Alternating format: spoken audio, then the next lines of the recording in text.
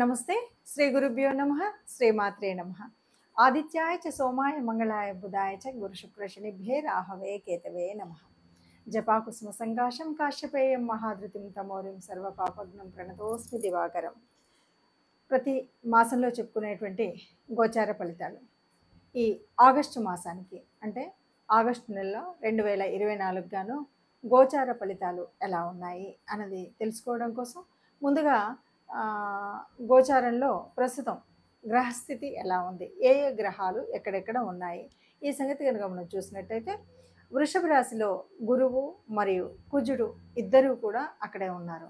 అయితే కుజుడు 27న మిథునంలోకి వెళ్తాడు. ఇక కర్కాటకంలో రవి ఉన్నాడు. ఈ కర్కాటకంలో ఉన్నటువంటి రవి తన స్వస్థానానికి 17వ తారీఖున వెళ్తాడు, అంటే సింహరాశిలోకి వెళ్తాడు. తర్వాత మరి సింహరాశిలో బుధుడు ఉన్నాడు, శుక్రుడు ఉన్నాడు. ఉన్నటువంటి బుధుడు 6వ తారీఖు నుండి వక్రించి వెనక్కి వెళ్ళడం అనేటువంటిది కనిపిస్తుంది. ఇక శుక్రుడు తాను 25వ తారీఖు నుండి కన్యారాశిలోకి ప్రవేశించడం అనేటువంటిది జరుగుతుంది. ఇక కన్యారాశిలో మరి కేతువు ఎప్పటి నుండో ఉంటున్నాడు, 18 మాసాలు అలాగే ఉంటాడు. తర్వాత మరి కుంభరాశిలో వక్రించినటువంటి శని, తర్వాత మీనరాశిలో రాహు. ఇది మనకు గ్రహాలు ఉన్నటువంటి పరిస్థితి. మరి ఇలా గ్రహాలు ఉన్నప్పుడు మరి ఏ ఏ రాశి వారికి ఎలాంటి ఫలితాలు ఉంటాయి? ఎందుకంటే ఒకవైపు ఇప్పటికీ మరి ఈ మాసం నుండి మొదలు పెడితే కనుక 6వ తారీఖు నుండి బుధుడు వక్రించి ఉన్నటువంటి వాడు, అలాగే మరి శని ఇప్పటికే వక్రించి ఉన్నటువంటి పరిస్థితి. కొంతమందికి ఏళ్ళనాటి శని నడుస్తుంటే కొన్ని రాశుల వారికి, మరికొంతమందికి అర్ధాష్టమ శని నడుస్తూ ఉంటే, ఇలాంటి పరిస్థితుల్లో గురు కుజుల కలయిక ఒకవైపు, అలాగే మరి ఇప్పుడు మనకు చూస్తున్నటువంటి పరిస్థితుల్లో ఎక్కడైతే వక్రించినటువంటి బుధుడు ఒకవైపు, శని ఒకవైపు, ఇవన్నీ స్థితులు ఉన్నప్పుడు మరి ఈ మాసంలో ఎలా ఉంటుంది? మరి ఈ మాసం ప్రత్యేకత తీసుకున్నట్టయితే ఇంకా ఇదంతా కూడా శ్రావణ మాసంలోకి వస్తుంది. ఆగస్టు అనగానే మనకు మొదటి వారం దాటిందంటే శ్రావణ మాసం.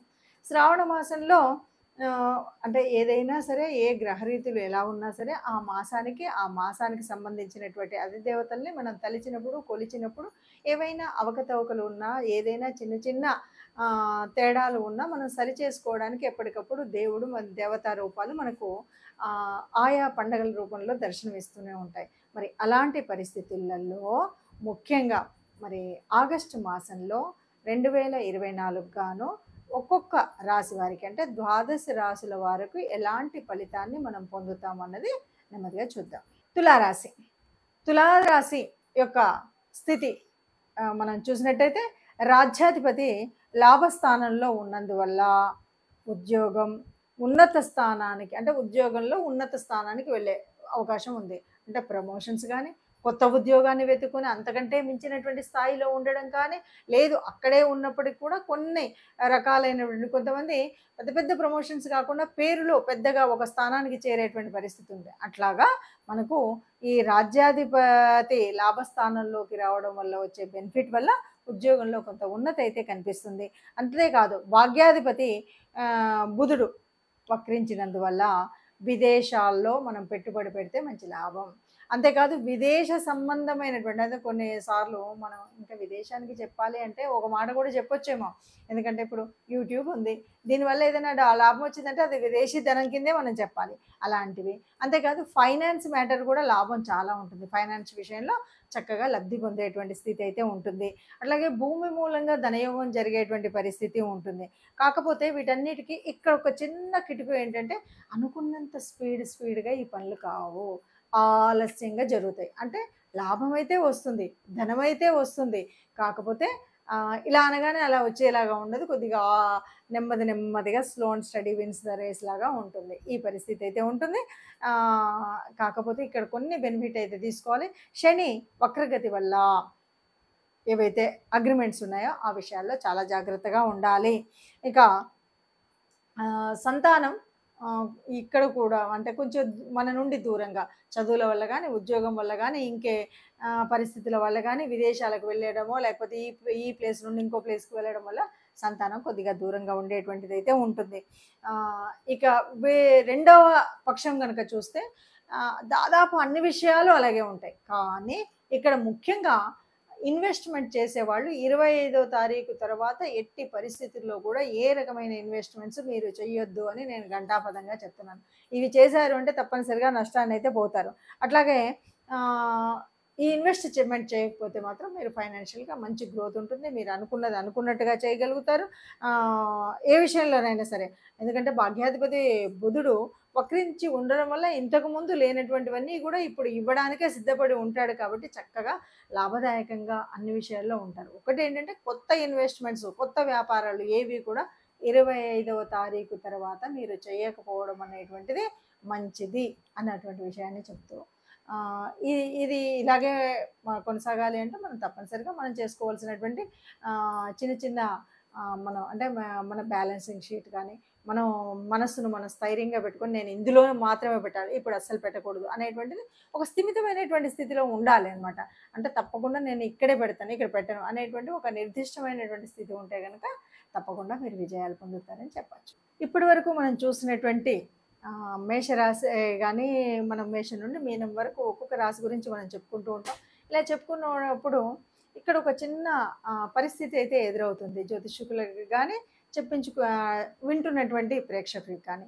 ఏంటంటే అన్నీ కూడా చెప్పినట్టుగానే ఉంటాయి. ఒక్కొక్కసారి ఎలా ఉంటుందంటే కొంతమందికి ఒక పెద్ద అనుమానం, చాలామంది మీరు అందరూ చెబుతున్నారు అయినా సరే ఒక్కొక్కరిది వేరుగా ఉంటుంది అన్నది కూడా ఒక మీమాంస అయితే ఉంటుంది.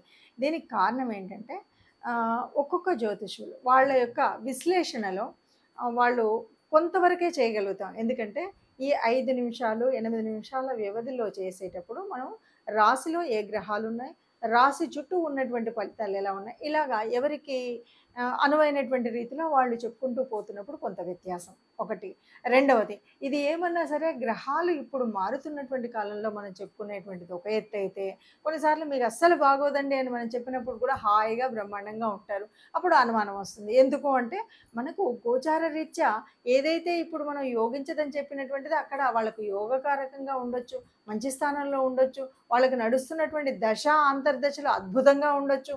ఇలాంటి పరిస్థితులలో కొంత వ్యత్యాసం అయితే ఉంటుంది. అంటే మొత్తంగా చెప్పాలి అంటే గోచారాలు మన ఫలితాలు మనం చెప్పుకుంటున్నప్పుడు ఇందులో కోటాను కోట్ల మంది ఇందులో కేవలం 30% మందికి ఎగ్జాక్ట్గా ఇది కరెక్టే ఉంది అని అనిపించవచ్చు. ఇంకోటి మనం డీప్గా అనాలిసిస్ చేయడం అనేటువంటిది ఉండదు. ఇది అందరినీ దృష్టిలో పెట్టుకొని ఈ రాశి వాళ్ళు ఈ జన్మ అంటే మనము ఈ రాశిని బట్టి కానీ జన్మ కుండలిలో ఉన్నటువంటి స్థితికి దీనికి ఉన్నటువంటి వ్యత్యాసాన్ని చెప్తూ వెళ్తున్నాం. కాబట్టి రాశి అనగానే ఇక్కడ ముందుగా మనకేంటి ఇక్కడంతా కూడా చంద్రుని బట్టి మారేటువంటి స్థితిని గురించి మనం చెప్పుకుంటున్నాం. అక్కడ మాత్రం అలా కాదు కదా. అందుకని ఈ వ్యత్యాసం అనేది ఉంటుంది. చాలా క్లియర్గా కావాలి అనుకునే వాళ్ళు ఎవరైనా సరే మీకు నచ్చినా లేకపోతే మీకు తెలిసినా దగ్గరలో ఉన్నటువంటి జ్యోతిష్యుల దగ్గరికి వెళ్ళి స్వయంగా మీ జన్మకుండల్ని చూపెట్టుకొని, అందులో కూడా ఇంకొక విషయం, ఒక్కసారి జన్మకుండల్లో మాది ఇదండి అనుకొని ఒకసారి వెళ్ళి మా మొత్తం జీవితం మొత్తము అద్దం ముందు కూర్చొని పెడితే అద్దంలో కనబడినట్టుగా కనబడుతుందంటే ఇది ఉట్టి మాట.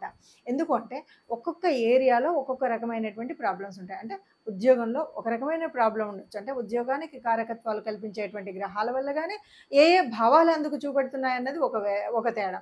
అలాగే ఉద్యోగం కానీ, వివాహం కానీ, సంతానం కానీ, ఇలా అనేక విషయాల్లో ఈ ఏరియాలో మనకు అంటే నాకు సంతానంలో కొద్దిగా ప్రాబ్లం ఉంది, లేకపోతే నాకు ఉద్యోగరీత్యా ఈ ప్రాబ్లం ఉంది, లేకపోతే నాకు ఫైనాన్షియల్గా ఈ ప్రాబ్లం ఉంది, అన్నీ ఉన్నాయి కానీ బంధువులతో ఈ ఇబ్బంది ఉంది, ఇలాంటివి ఏవి ఉంటాయో వాటిని ప్రత్యేకించి చెప్పడం కోసం, తెలుసుకోవడం కోసం మీరు చేయవలసిన పని ఎవరైనా సరే మీ జన్మజాతకాన్ని చూపెట్టుకోవాలి. జన్మజాతకం చూపెట్టుకోవాలి అంటే తప్పనిసరిగా పుట్టినటువంటి అంటే date of birth, place of birth, time of birth ఈ 3 తప్పనిసరిగా ఉండాలి. ఈ మూడింటిని ఉపయోగించుకొని మీ తెలిసినటువంటి జ్యోతిష్యులు, మీకు నమ్మకస్తులైనటువంటి వాళ్ళు లేదా మీకు దగ్గరలో ఉన్నటువంటి వాళ్ళు, మీకు వీలుగా ఉన్నటువంటి చోట మీరు చెప్పించుకుంటే ఏది కావాలో అది మీకు పూర్తిగా వివరంగా దొరుకుతుంది. ఆ దృష్టిగా వెళ్ళండి. ఇంకా ఇప్పటి వరకు మనం చెప్పుకున్నటువంటి వాటిలో ముఖ్యంగా ఇప్పుడు ఇదంతా కూడా శ్రావణ మాసం కాబట్టి ఏదైనా కొంచెం అటు ఇటుగా ఉన్నటువంటి దోషాలను సవరించుకోవడం కోసం మనం చేసుకునే రెమెడీస్ ఏమి చేసుకున్నప్పటికి కూడా ముఖ్యంగా ఈ మాసం అంతా కూడా లక్ష్మీదేవి ఆరాధనతో నిండేటువంటిది. ప్రకృతి తత్వం అంతా కూడా ఆత్మమయంగా ఉండేటువంటి అమ్మ రూపంగా ఉండేటువంటి స్థితి కాబట్టి అందరూ కూడా ఈ వచ్చేటువంటి శుక్రవారాలన్నింటిలో కూడా లక్ష్మీదేవి ప్రార్థన చేయండి. లక్ష్మితో పాటు ఆ విష్ణుమూర్తిని నమ్ముకొని ఆయన యొక్క విష్ణు సహస్రాలు వినడం కానీ, విష్ణుదేవుడి ఆలయానికి వెళ్ళడం కానీ చేసినట్టయితే ఏదైనా మనకు కష్టంగా అనిపించేటువంటి గ్రహస్థితి ఆ కష్టాన్ని తెలియకుండా ముందుకు తీసుకువెళ్తుంది. కాబట్టి అందరం సుఖంగా ఉండాలి, అందులో మనం ఉండాలని నమస్కరిస్తూ ధన్యవాదాలు.